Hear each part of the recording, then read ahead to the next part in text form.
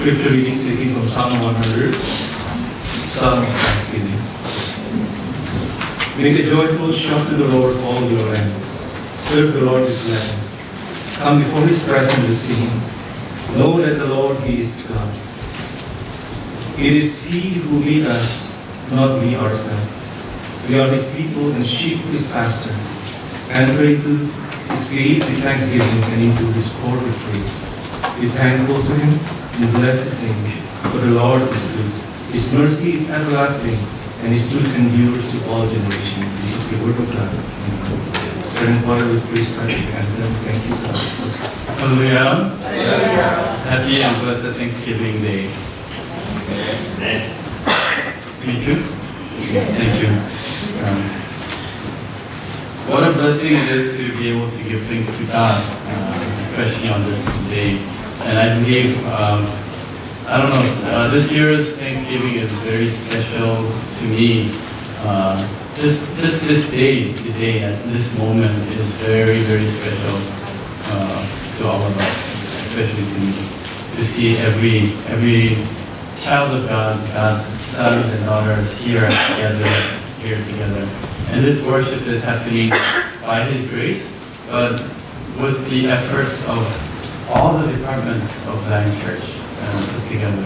The flowers, the women's group, you saw the decorations out there. Our Elijah members spent time until about midnight last night putting up the decorations. You will have cookies that our youth made.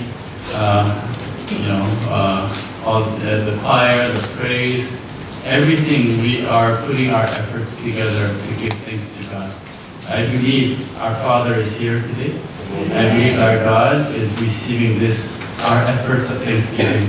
And this worship is not just 1 hour worship. I believe that this Thanksgiving worship will continue on in our lives. Amen.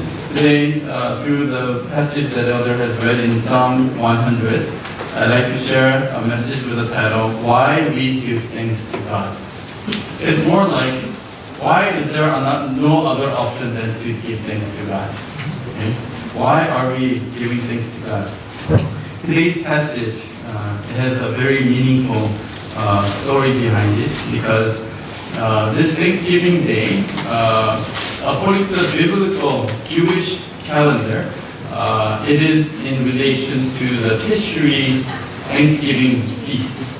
Tishri feasts include the Feast of the Tabernacle and Feast of the Great Atonement. And these are the days when they gave thanks to God for the year's harvest. And this was the final harvest of the year and the biggest harvest of the year. And so it is a day it is a feast when they gave to God thanksgiving for all that they have harvested for the past year. At the same time, this is a time when they give thanks to God ahead of the time in prayer for God's blessings for the next year's harvest. And so this is a very important time of the year for the Israelites and for biblically, because this is a time when they receive the greatest blessings from God. And most of all, in doing all that, they received forgiveness for all their sins. It was a day of atonement. And so this feast for the Israelites was considered the greatest feast, puts the end to the past and gives greater hope for the future. I pray that our Thanksgiving is a kind that is similar to the biblical Thanksgiving, where we give thanks to God. And it also foreshadows the end of the times, the judgment time, when God comes and to harvest the spiritual harvest of the end, and opens up a new age, new door to the kingdom of heaven, to the eternal times. So when we give thanks to God on these annual Thanksgiving days, it's not just one day when we remember to give thanks and put more special flowers and so on, but it is a day when we remember and pray for that final day, when we will have the true spiritual harvest to give thanks to God and glory to God. But why do we keep it on the third week of November? It is because we follow worldwide, most of the places and most of the churches follow the American tradition of Thanksgiving Day.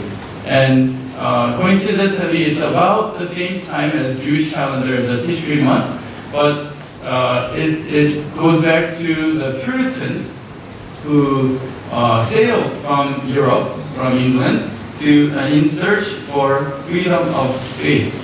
These people, also known as pilgrims, but Puritans, they believed that there was too much corruption in faith, in the Christian beliefs, in Christian churches in Europe, and so they decided to go away, to keep their pure faith.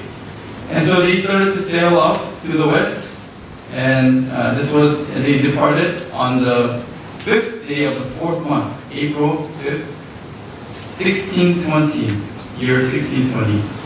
102 Puritans, 102 members started off on this ship called Mayflower. And it took them a while, but they traveled 5,440 kilometers to reach a harbor. And they decided to call it the same name where they departed from, Plymouth. And so they landed, and there were only 78 left alive that landed in Massachusetts. As soon as they landed, they first stepped foot on the soil. They all opened up to Psalm 100 and read it together. So I'm going to read it one more time. And let us, especially if we are going through difficulties, they have just finished a long journey where it killed many people. And they don't know now what to expect in this new land. How to find food, how to build houses, and so on. So, and this is what they read and prayed. Shout joyfully to the Lord, all the earth. Serve the Lord with gladness. Come before him with joyful singing. Know that the Lord himself is God. It is he who made us, and not we ourselves. We are his people and the sheep of his pasture. Enter his gates with thanksgiving and his courts with praise. Give thanks to him. Bless his name. For the Lord is good. His loving kindness is everlasting, and his faithfulness to all generations. They don't know what is going to happen. They don't know how to survive. Some of you might be in that kind of situation, where it seems like there's no more hope in my life, where it seems like I just went through too much. I pray that this passage will give us hope.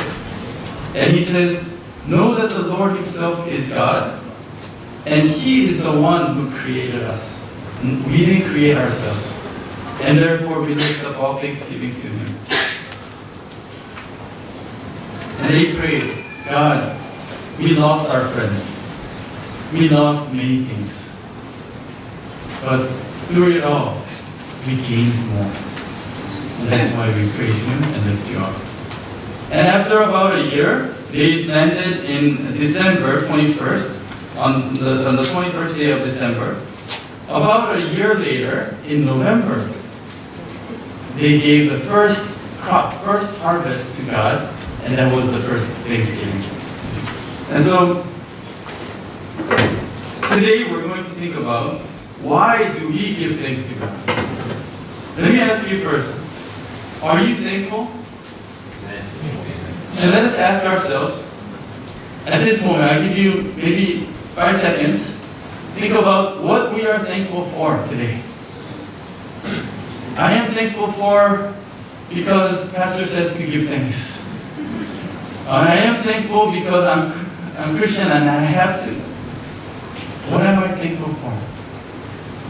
I'm thankful because last night I won a lottery. I'm thankful because, why am I thankful today? Not the conventional reasons that our Sunday school teachers taught us to give thanks for. But today, really genuinely from our hearts, that is probably one reason why we are thankful. Some of you might be saying, and myself also, I'm thankful because I'm breathing this air with my 2 nostrils. I'm alive. I'm thankful because I can be here at Zion Church in Singapore. I'm thankful because of each and every one of you sitting here today. Why are we to give thanks to God? First, it is God's will and command for His own people. We give thanks because we are God's people. 1 Thessalonians chapter 5, verse 18. 1 Thessalonians 5:18, it says, "In everything give thanks, for this is God's will for you in Christ Jesus." We give thanks because it is God's will for us. And every will of God is for our good and for the purpose of bringing us back to His home, to His presence. And therefore, thanksgiving is part of redemptive will. Thanksgiving is part of His decree and His will. And therefore, thanksgiving will fulfill God's will. Yesterday, our evangelist Jasmine shared a message with our youth and young adults. And she talked about Joseph's life. He was able to give thanks even when he was sold. He was able to give thanks when he became a slave. He was able to give thanks even when he was imprisoned through accusation and misunderstanding. He was able to give thanks because he knew it was part of God's redemptive work and will. When we say we give thanks because it is God's will, we have to look at the big picture. We have to look at what God will do in the end. And God's people can give thanks because we understand Him and we trust Him. Psalm 136 verses 2 and 3. Psalm 136, 2 and 3. Give thanks to the God of gods, for His loving kindness is everlasting. Give thanks to the Lord of lords, for His loving kindness is everlasting. Do you believe that God's loving kindness is everlasting? Yes. Even when we feel like there's no more hope in our life, let us remember His loving kindness is everlasting. So who are God's people? Who are God's people? We said God's people give thanks to Him because it is His will and command. Then who are God's people? God's people, the way God showed us through the Bible, the difference between God's people and people who are not God's, was through worship of thanksgiving. Every worship needs to contain thanksgiving. And so let me ask you, this is a very difficult quiz. First, between Cain and Abel, who's God's son? Very difficult, right? You're not giving any answer here. Let us read Hebrews chapter 11, verse 4. It says, "By faith Abel offered to God a better sacrifice than Cain." See, this sacrifice is about thanksgiving. And Abel offered to God a better sacrifice than Cain, through which he obtained the testimony that he was righteous, God testifying about his gifts, and through faith, though he is dead, he still speaks. His thanksgiving offering, his sacrifice, showed and was a testimony that he is the one that belongs to God. And so thanksgiving is a natural reaction of those who are of God, or those who belong to God. But 1 John chapter 3 verse 12 tells us, 1 John chapter 3 verse 12, it says, "Not as Cain, who was of the evil one, and slew his brother. And for what reason did he slay him? Because his deeds were evil, and his brothers were righteous." Those who are of the evil ones cannot give thanks. And so, giving thanks. We give thanks because we are God's people. Let me turn that around. Because we are God's people, we have no other option than to give thanks. Psalm 50 verse 22. Now consider this, you who forget God, or I will tear you in pieces, and there will be none to deliver. What about another example is among the 10 lepers that were healed by Jesus. There were 10 lepers that came to Jesus and begged him to heal them. Luke chapter 17, verses 17 through 19. One came back to give thanks to Jesus. And this is what Jesus said. Then Jesus answered and said, were there not 10 cleansed? But the 9, where are they? Was no one found who returned to give glory to God except this foreigner? And he said to him, stand up and go, your faith has made you well. Who was the one that came back? It says he was a Gentile, a foreigner. He was a Samaritan. The other 9 were the Jews. Ironically, the Jews were the ones that said, we are the people of God. But Jesus is redefining who belongs to God. The one that gave thanks to God is the one that belongs to God. It is not the order of I give thanks and I belong to Him. No, it's the other way around. When I belong to the Lord, then naturally I am the one that gives thanks. Common thing about these 10 people, they all had leprosy. And the Jews believed that leprosy came because of sin. In other words, they were all sinners. They were all cursed in the same way. Another common thing is that they were all healed. They were cleansed by Jesus. But that cleansing lasted only for one person that gave thanks. The blessing, we all get blessed by Jesus, the cross. But that blessing will continue on to bless us and over again, all the way to the kingdom of heaven when we give thanks to Him. So I pray that we may prove to the world and prove to God that we are His people through our thanksgiving. And may the blessings that God has given you, the blessings that God has promised you, become real. May those blessings become materialized on this earth and become reward in the kingdom of heaven through our thanksgiving. Amen. Second reason, main point number 2, second reason why we give thanks to God is because thanksgiving is the only true offering. Do you want to give back to God for something that He has given us? Or do you want to express to God something? Give Him thanks. And that is the best offering that we can give to Him. I did not say thanksgiving offering. I did not say in terms of money. Give sincere thanks from your heart. And so when we have sincere thanks, it is kind of like having true love. When we have true love, our lives will reflect it. Our actions and our words will reflect it.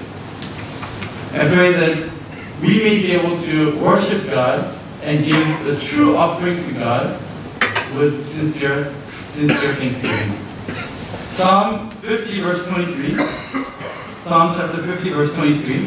He who offers the sacrifice of thanksgiving honors me. And to him who orders his way aright, I shall show the salvation of God. He who offers sacrifice of thanksgiving honors me, he says. God is not asking us for material things. God is not asking for us of anything.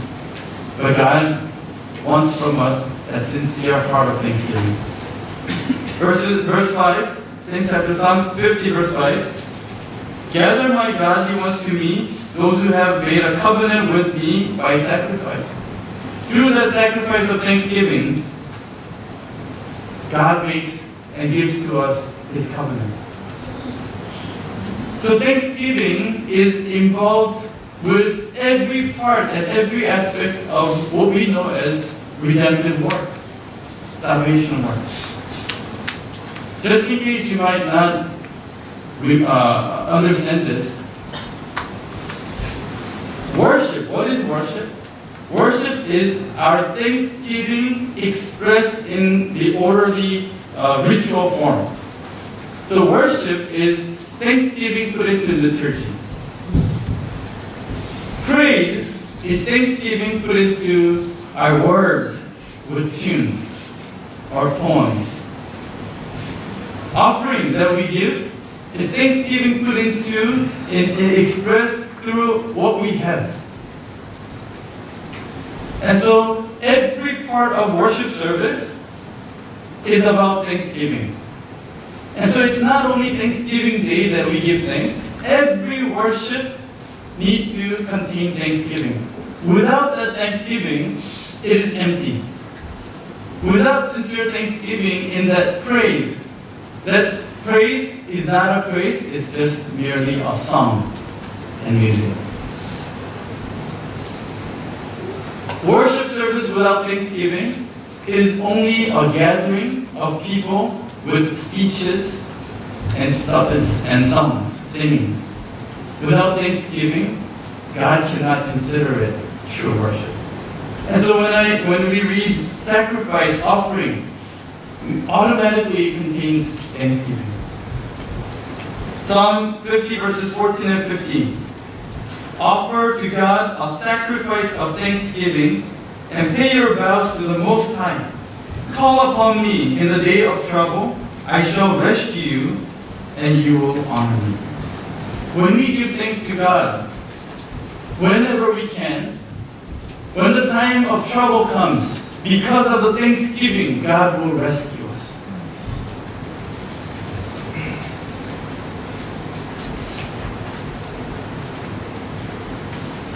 So what does it mean to give sacrifice offering of thanksgiving?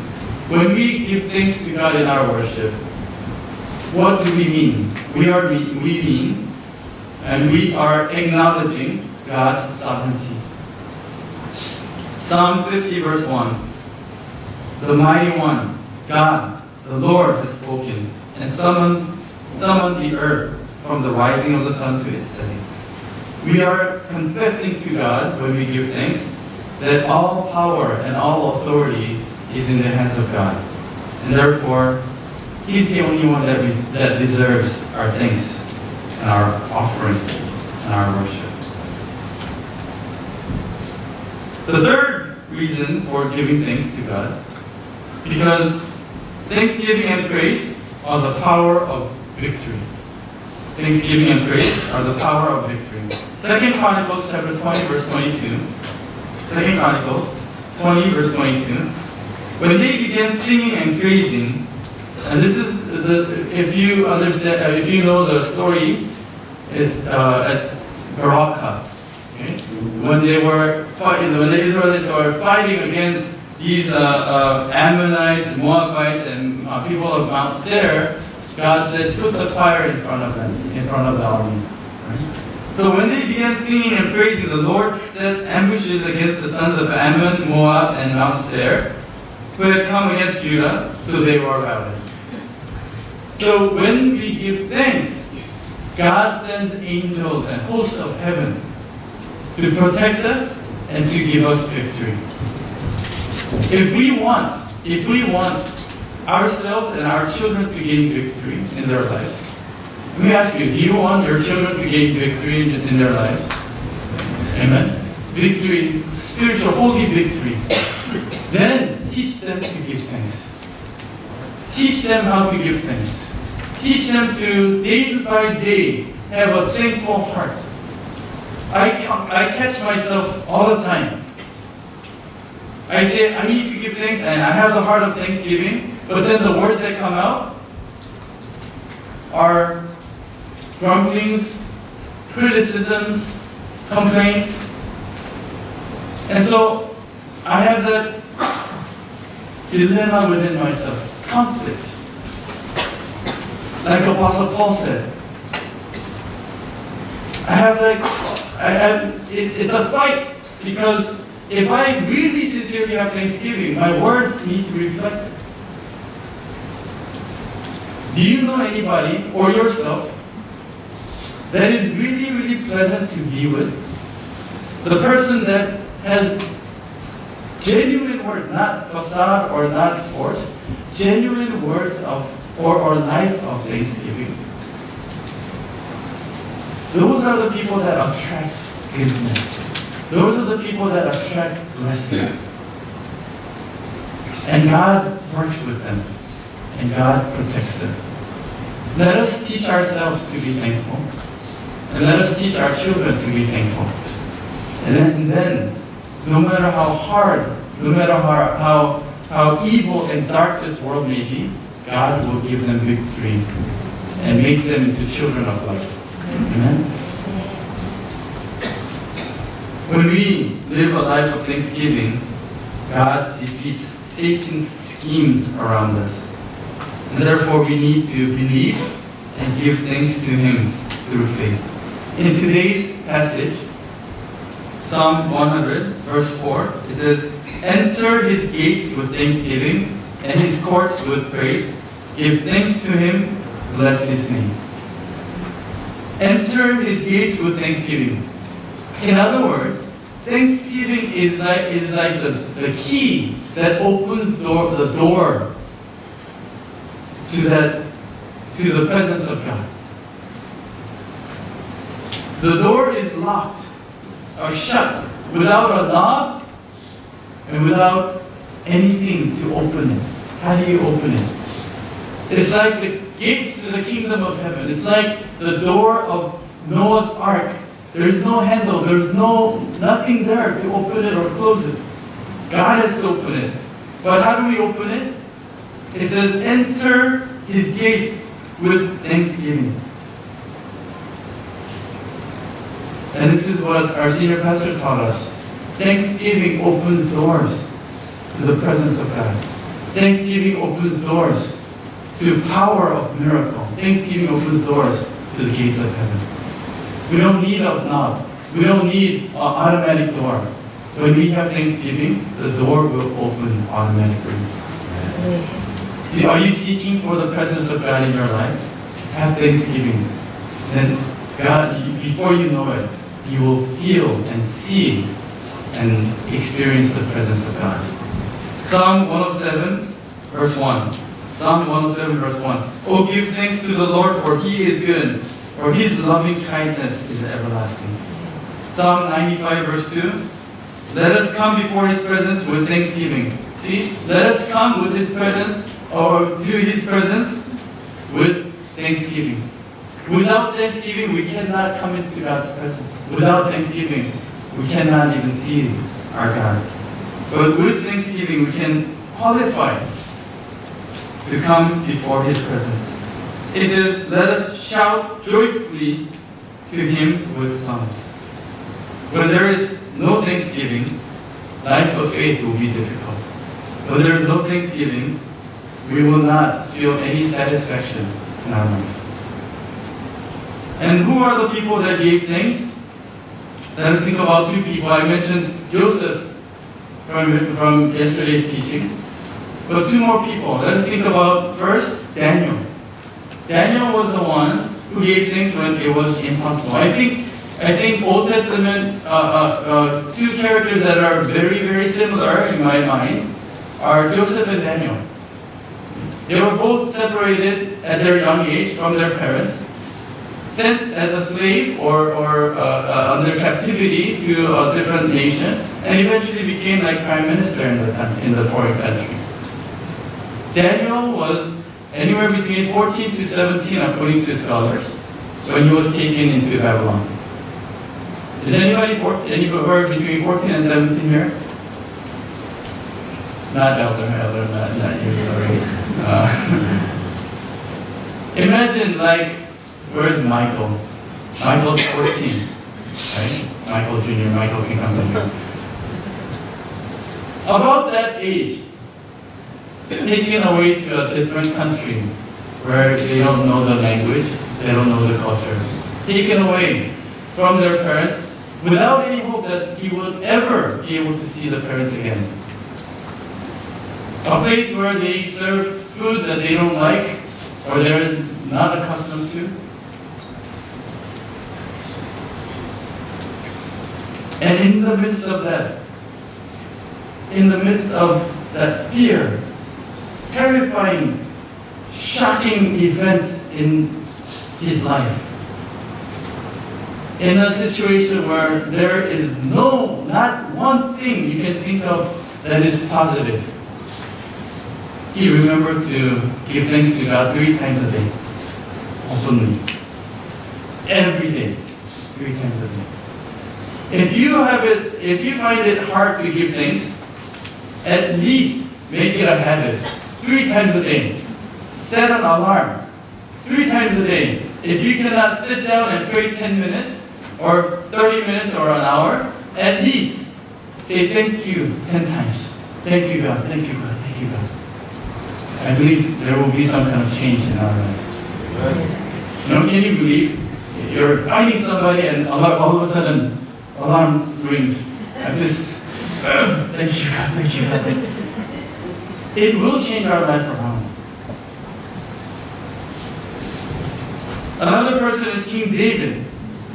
He's a person that found or that sought for reasons to give thanks to God in the midst of the most difficult times of his life. Remember the 10 years when he was a fugitive?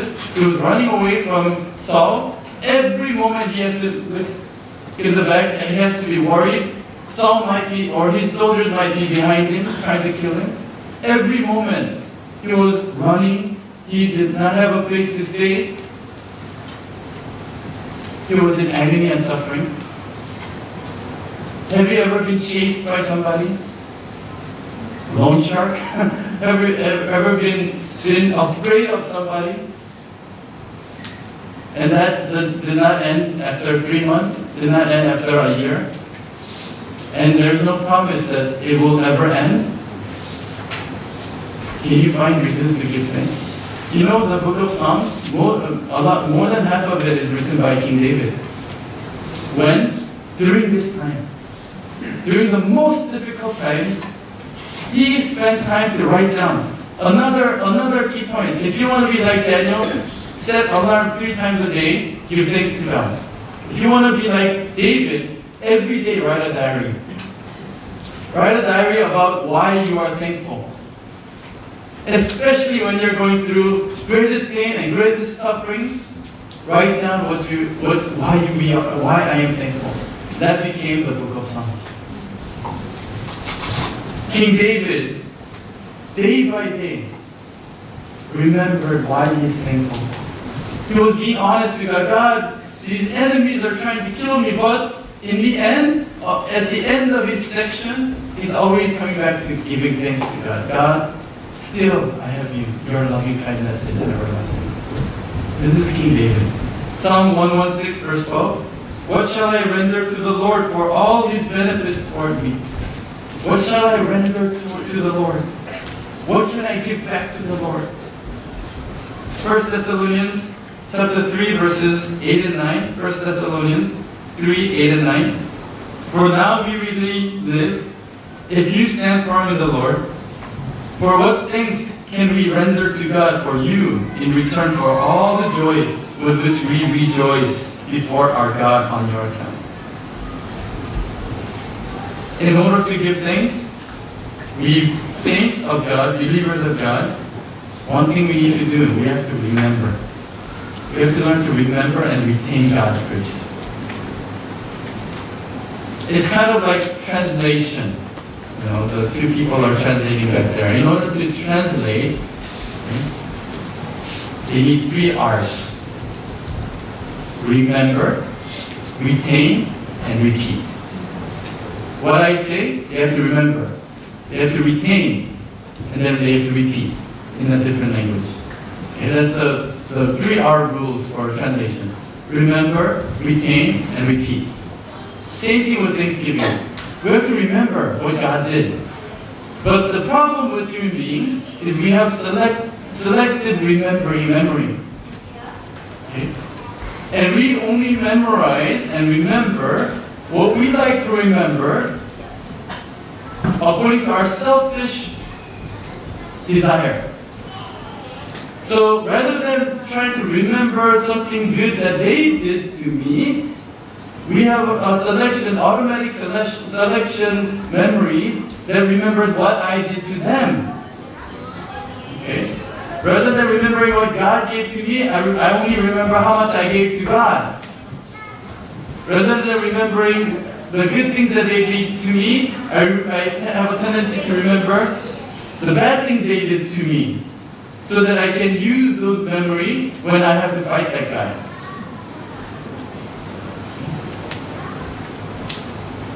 That's why God continues to tell us throughout the Bible, remember the days of old.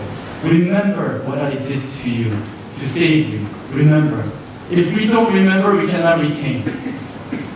How long can we remember? How long back can we remember the grace that God has given us? If we cannot remember, those who cannot remember, it's not because God stopped giving you grace. It's because we have a short-term memory that we always seek for something new. Something new. Unless you do a miracle to me, I cannot give thanks to you, God. But all the things that you did in the past, we forget. And so we have to remember 1 Corinthians chapter 15, verse 10. 1 Corinthians 15, 10. Romans chapter 3, verse 24.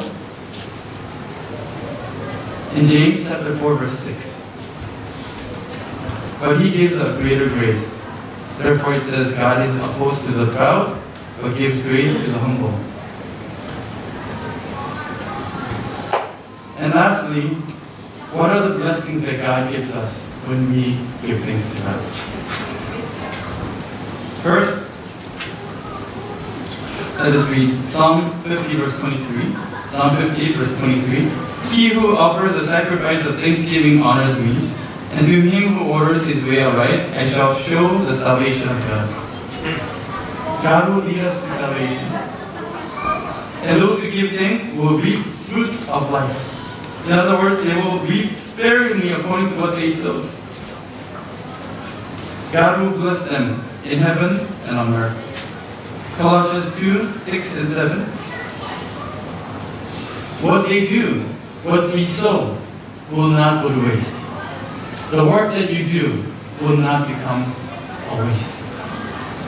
But He will allow us to sow 30 times, 60 times, 100 times.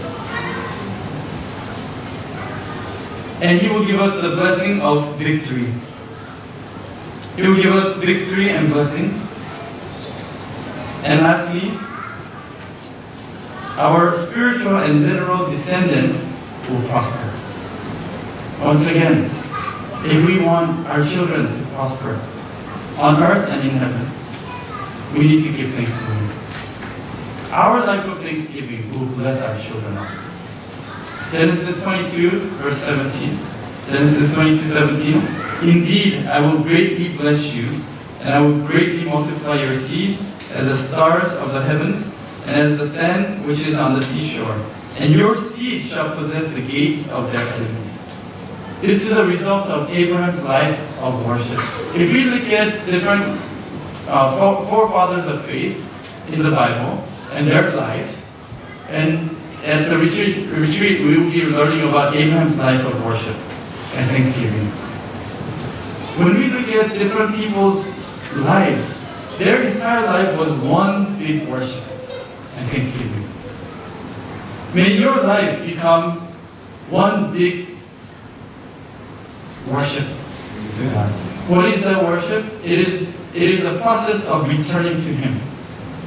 Worship is a process of giving thanks to Him and being restored to His presence, like the path of the tabernacle. Abraham's life was a worship. Worship that contains many different worships in his life, offerings that connect to each other, but altogether it's one big whole chunk of worship. May our life become a true worship. May you become true worshipers. Amen. As a conclusion,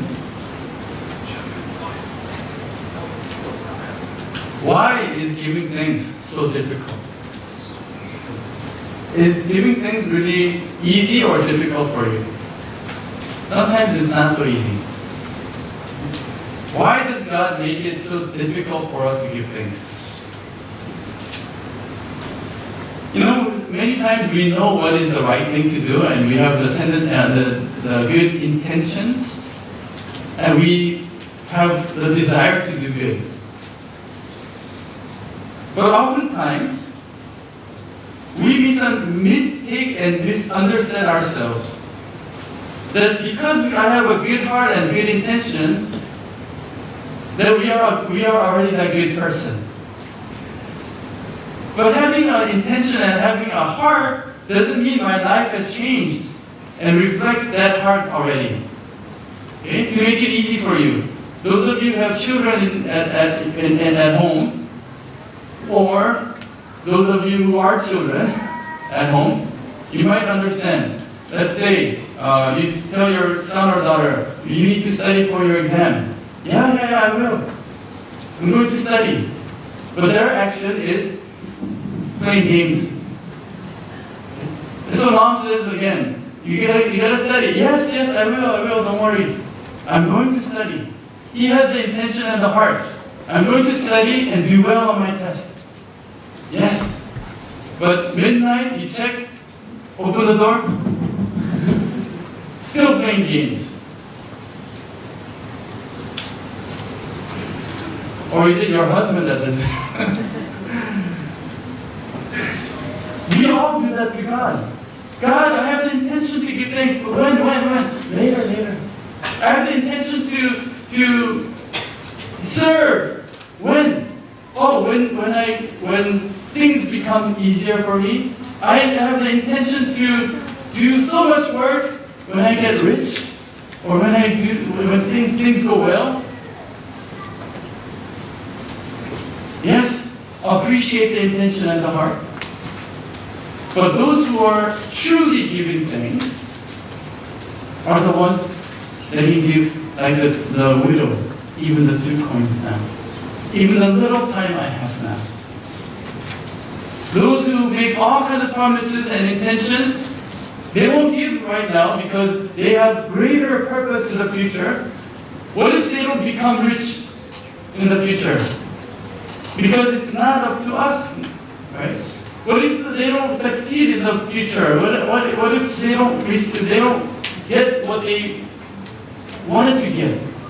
Now, will they say, God, because you didn't bless me, I cannot do it anymore? True, it is difficult for us to give thanks because we misunderstand ourselves. Our intention and heart is only the beginning. Thanksgiving is when we actually put that to practice. True thanksgiving, turn it around. True thanksgiving will carry on to action. Just as true love doesn't only remain on the lips, I love you, and not do anything for the person. Naturally, true thanksgiving will continue on. Another reason why it is difficult to give thanks. For example, the Israelites in the wilderness. Let's ask the Israelites in the wilderness. Was it easy to give thanks or difficult to give thanks? You're looking at me like, why are you asking me? I'm not the Israelites in the wilderness. You are like the Israelites in the wilderness. Why is it so difficult? Let's look at the Israelites at Marah. They just went across the Red Sea. Thankful or not thankful? Thankful. For how long? Until you cannot see that Red Sea anymore.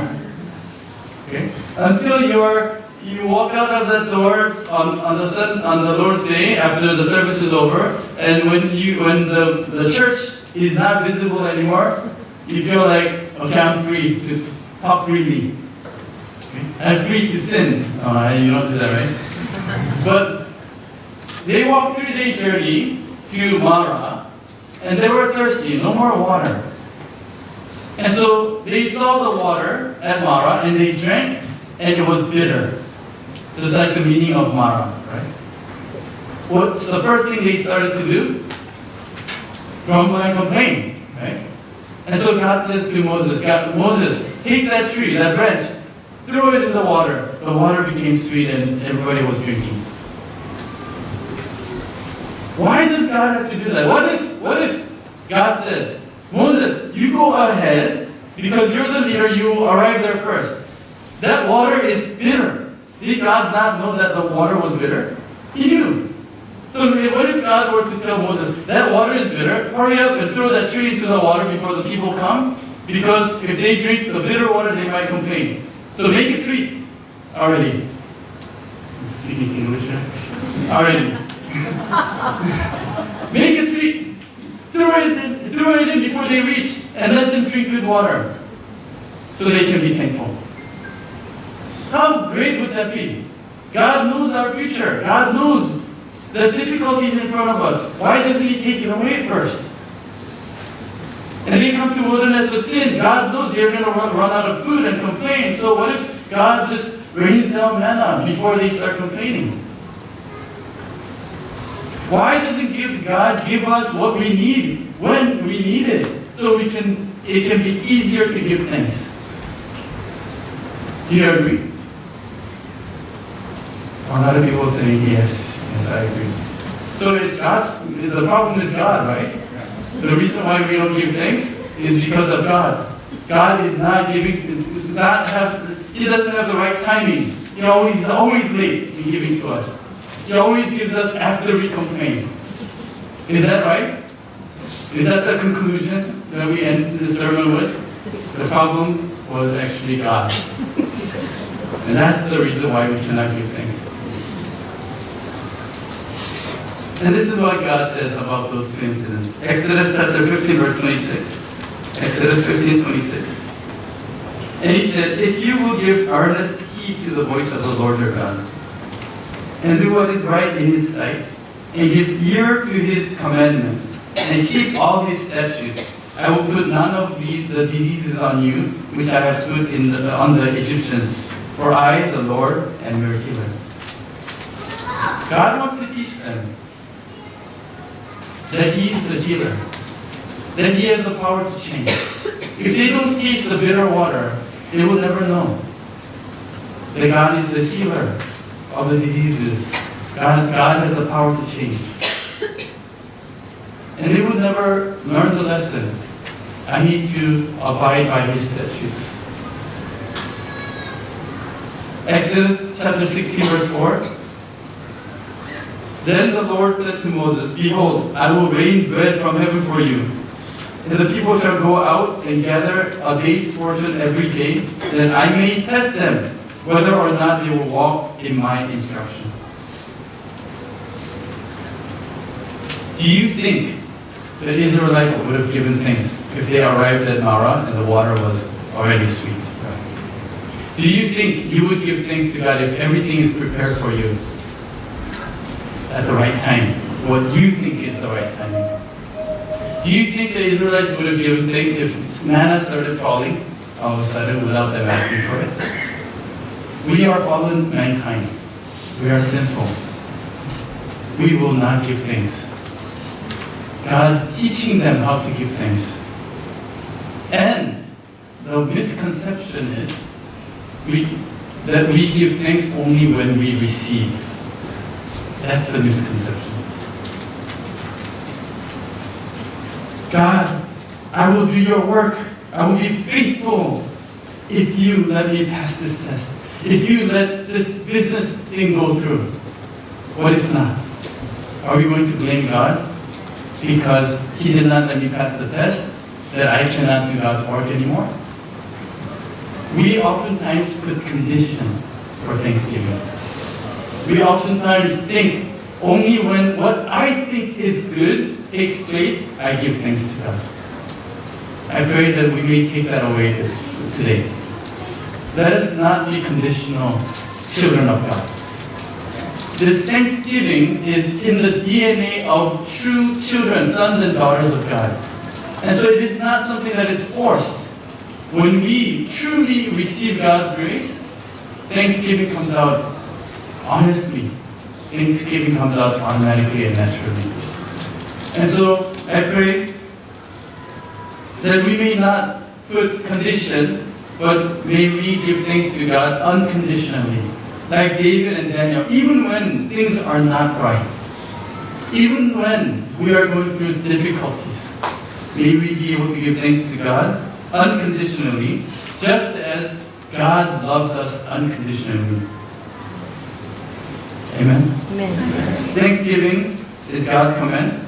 It's the foundation of our faith.